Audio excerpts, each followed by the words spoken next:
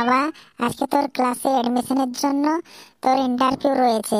তুই কিন্তু ভালো করে দিস, কেমন? কোনো ভয় করবি না, সঠিক সঠিক উত্তর দিবি। হ্যাঁ মা, তুমি কোনো চিন্তা করো না, আমি ঠিকভাবে উত্তর দিয়ে স্যারের মন জয় করে ফেলবো। স্যার, ভেতরে আসতে পারি? হ্যাঁ, এসো।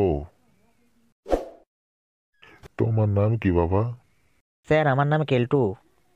তুমি কোন ক্লাসে ভর্তি হওয়ার জন্য এসেছো? Sir, class 7। আচ্ছা, বেশ বেশ।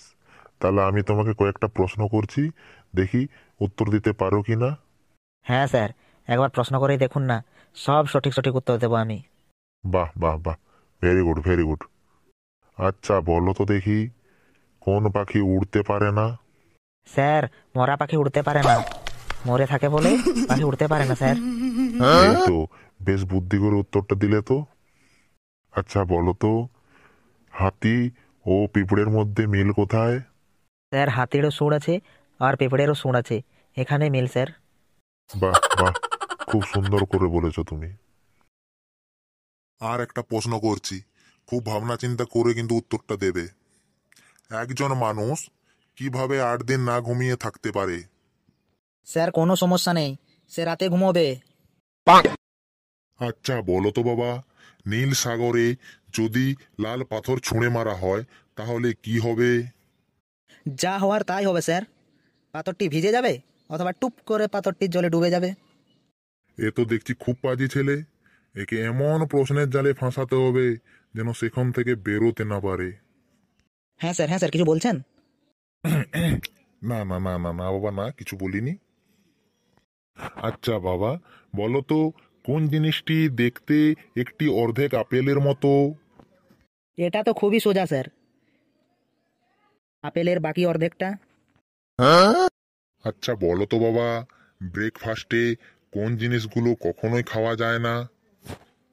স্যার, এটা তো খুবই সিম্পল, আপনি ইচ্ছে করলেও ব্রেকফাস্টে কখনো লাঞ্চ বা ডিনার খেতে পারবেন না। সাবাস সাবাস, এই তো, তোমার বুদ্ধি আছে দেখছি। পৃথিবী গোল হওয়ার পক্ষে 3টি প্রমাণ দাও। প্রথম প্রমাণ, আপনি বলছেন পৃথিবী গোল। দ্বিতীয়, আমার বাবা ওই একই কথা বলেন। আর তৃতীয় প্রমাণ, বইয়ে একই কথা লেখা আছে। বাবারে বাবারে বাবারে বাবারে, এ কেমন প্রমাণ? শুনেও তো আমার মাথা ঘুরে যাচ্ছে। আচ্ছা, তোমার বাবা কি করেন? স্যার, বাবাকে মা যা করতে বলেন বাবা তাই করেন। আচ্ছা বলো তো, আমরা স্কুলকে কিভাবে পরিষ্কার রাখতে পারি? স্যার, আমরা স্কুলে না এসে বাড়িতে থেকে খেলাধুলা করলে স্কুল পরিষ্কার থাকবে স্যার। আচ্ছা বলো তো, ভারতে চেন্নাই নামক স্থানটির নামকরণ কিভাবে হয়েছে? স্যার, ওখানকার মানুষজন সবাই লুঙ্গি পরতো, আর লুঙ্গিতে তো চেন্নাই, তাই ওখানকার নাম হয়েছে চেন্নাই। স্যার, আপনি তো আমাকে অনেক প্রশ্ন করলেন, আমি আপনাকে একটা প্রশ্ন করব, উত্তর দিতে পারবেন? কি প্রশ্ন, বলো শুনি। প্যারাশুট ছাড়াও একজন ব্যক্তিকে প্লেন থেকে ছুঁড়ে ফেলে দিলেও ব্যক্তিটি বেঁচে যায়, কিভাবে বলুন তো? না বাবা, এটা ঠিক আমি বলতে পারবো না, আমার তো মাথায় কিছুই আসছে না।